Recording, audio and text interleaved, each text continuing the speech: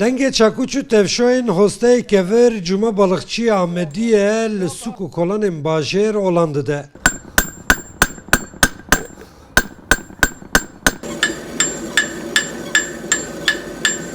Ew xeritandina keviran ji bavê xwe elimiye.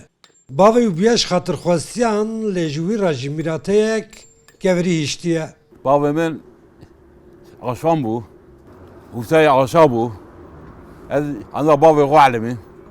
Bavê min zê anda ecnebî elimiye. Van alet malet yani van çekûca van keskiya van buca muca xwe pirê bavê min e. Hobî orara zoğra çêdikim. Yani van kevira naşoşim ez.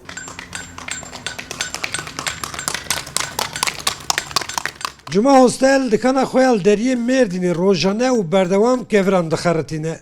Dirê Sûriyeden bezin bûne, hatme dünyayê. Ev çavê xwe vekirine kevir dîtine. Kevir dofsê min e, hevalê min e, sirtasê min e. Van kevira ê bedenê ne, ê xaniyê me ne, ê kilîse me ne, ê camiyê me ne, ê hemam e. Yani ev degera wî nizanin.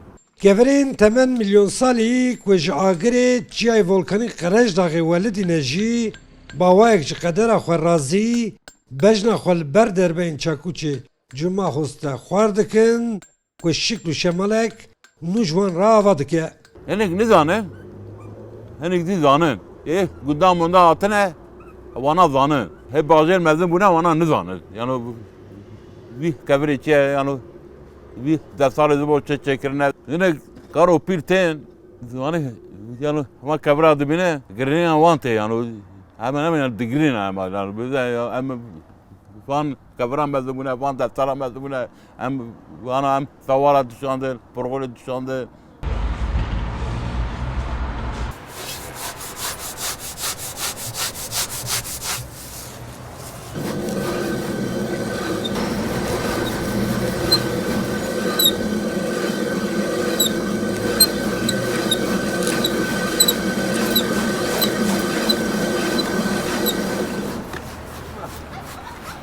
Cuma Balıkçı hemen demî de hostayek serkeftiye aciniye.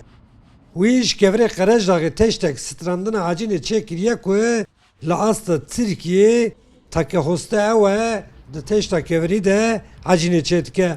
Bêzekirim herkes hundirê paxir da çêdike ez gotim hundirê kevir da çêke. Ev kevirê Qerejdağê ye milyon sar e ya kevir bûye ya Türkiye'de dünyada tek bir kevirê. Hundirê kevir da ez serê çûkif te çêdikim. Tabi ew pir xweş e organîk e aynî zamanda zira tê de tune ye. Ver. Saet kîsûn da ver. Her tiştên dukana wî ji kevirin û wî bixwe çêkiriye. Teşta tê de acinê distirê maseyên ku müşteriyên wî lêr û dinên acinê dixwin tame û tewle dilîzin jî kevirîne. Ew di destarê bixwe çêkiriye de danê acinê dihêre di teşta kevirî de distirê bi sebzeyên baxçeyên Hewselê jî serwîsê müşteriyên xwe dike. Cara ewla ez çûkefte teşek evda çûkefte dixwim. Hevîrbûna wî, nermûna wî pir xweş şekil bû. Tu jiya wî ne zêde tûj bû. Ev xweş Qerejdağê me. Hewa Qerejdağê ez min e. لذات وی مرا دبی قی حیا قرجاغتی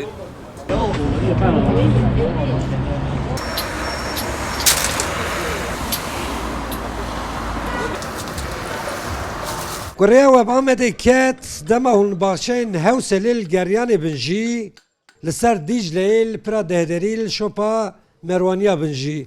An jî li ser bircên Sûrên Amedê li temaşeya dîroka kevnar ya bajêr bin jî dê dengê çekûçê Cuma hoste bigihîje gohên we û hûnê xwe ji nişkê ve li ser maseyek kevirî di xwarina hecîna di teşta kevirî de hatiye çêkirin de bibînin. Abdülselam Akinci Rûdaw Amed. Deste